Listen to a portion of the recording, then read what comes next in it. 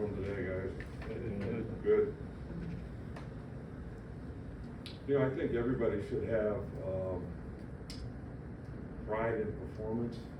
You know, we talk about personal performance and anything that you want to try to do.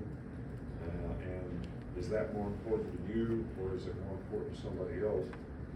But you know, when you play competitive sports, the other guy's looking at you trying to figure out, how am I going to take advantage of beating this guy? And if you have pride in your performance, you're going to make sure you take care of the things that you need to do to play your best.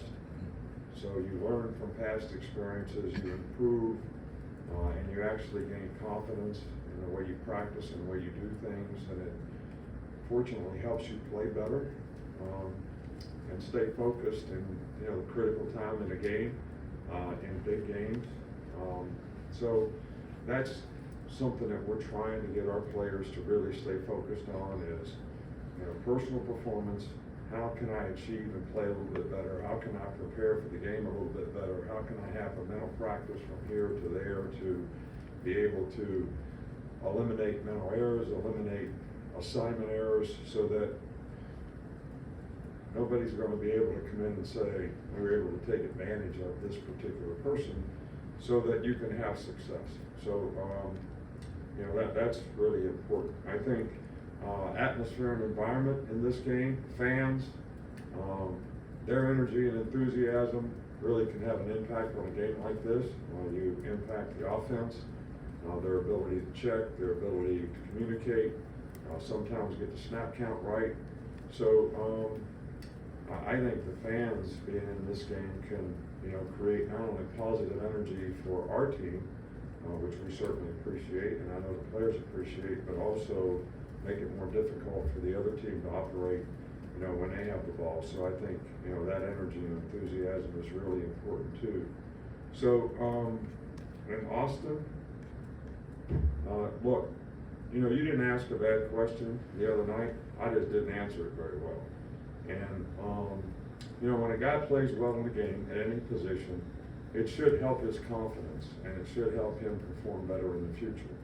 But I do think that every player, you know, has to understand that just because I played well, I still want to try to improve the few things that I could have done better. And I think if a person keeps that mindset, then they're always improving, right? Because you're never satisfied, and you're always trying to do better. And you don't let complacency creep into your game. And that certainly hasn't happened with Jalen. So, you know, hopefully the confidence that he gained in this game will certainly help him to continue to play, you know, better and better in the future. That's what we hope for as coaches. That's what we try to encourage him to do. So, and that should have been my answer the other night. Start with Nick.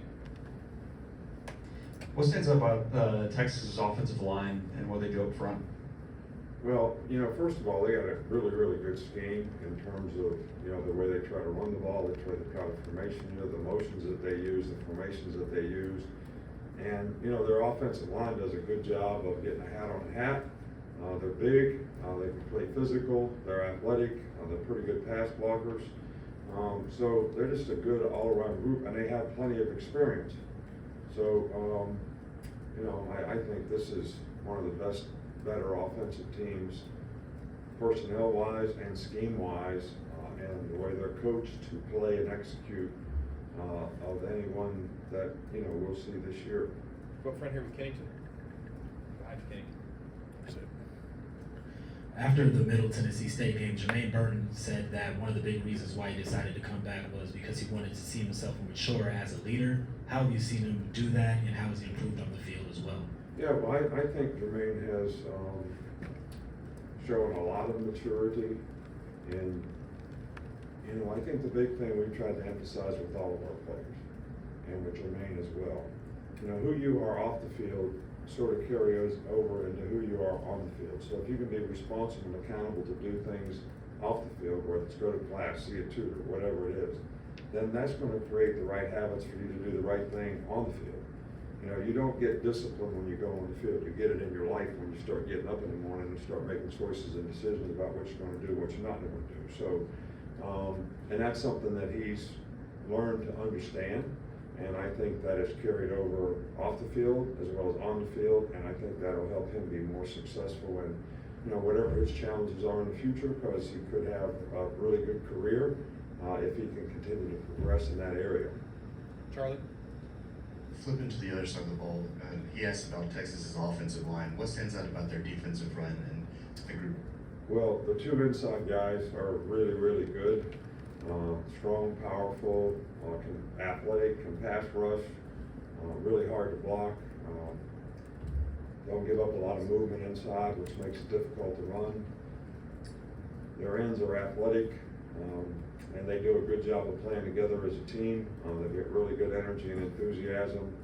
They played really well last week, and it's a very good defensive team. So it'll be challenging for us to be able to get movement on the people that we need to get movement on so that we can have some balance on offense, and there'll be challenges in pass protection as well. Chase? I think Nico Johnson played on 3 of your national championship teams, and of course he's a Texas defensive GA now. How do you remember his career, and what kind of coach do you think he might make? Well, Nico is, first of all, there are championships, not my championships. There's a lot of people that contribute to that, a lot of players, and in every plaque, we want every guy's name on the plaque because they all contributed to it in a positive way. And Nico is a great person, smart player, was very productive here as a player. He's got great character. I think he'd be a great coach. He's smart, he's bright, he's industrious, he's a hard worker. So I don't think there's any question about the fact that he would be an outstanding coach. Go to Matt. What does the Texas secondary do well, and that's a unique challenge? Yeah, well, they've got some really good players. They got a outstanding corner. They've got a couple really good safeties. They've got experience.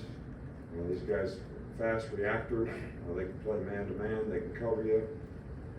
They tackle well. They can play the ball. And they're good man-to-man players. So, those 3 factors in the secondary are always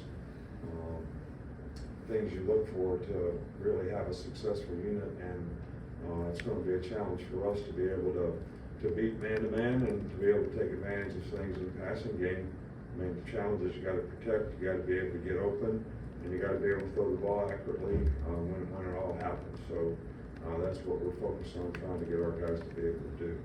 Austin?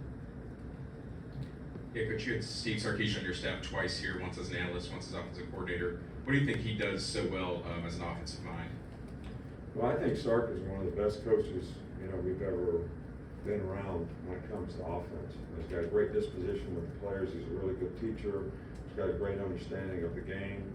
Really understands defense and how to attack defenses, but has some really good concepts on offense that are hard to defend. Understands how to present them in different ways, so that maybe whatever you practiced, it doesn't really come up that way in the game, which makes it more difficult for defensive players. But Sark did a great job here for us, and he's doing a great job at Texas, and it's going to be a very challenging game. They've recruited well, they coach well, and they've got good players, and they're well coached. Got 2 to finish up, Oscar and then Kirk. Hello, Coach. How was that moment of decision when you extend your hand to Steve Sarkisian and give him a second chance? Thanks so much. Gracias.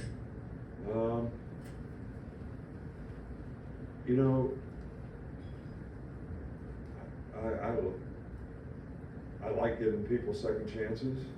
I think if their willingness to try to do the right things and whatever their mistakes were, they're trying to fix it and look for an opportunity. And when Sark was here the first time, he did such a good job. There was no question about the fact that we'd love to have him back a second time. He represented the program well. He's first class in every way. So I'm glad that I gave him a second chance. I'm glad that he came here as, whether it was an analyst or whatever, proved that he could do a good job, and you know, went on to Atlanta to be the coordinator and, you know, came back here to be the coordinator, so it was great. There's just one last one, Kirk, real quick.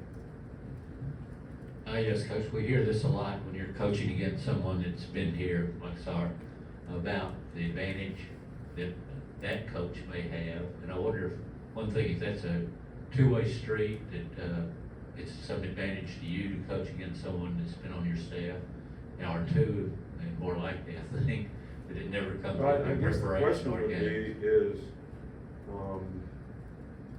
does somebody else know more about what we know than what they know?